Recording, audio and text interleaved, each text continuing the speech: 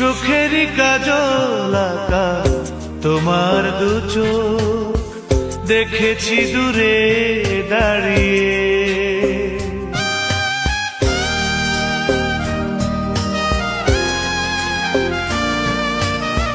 দু চোখে ঝরছিল অশ্রু আমার শুধু তোমাকে হারিয়ে।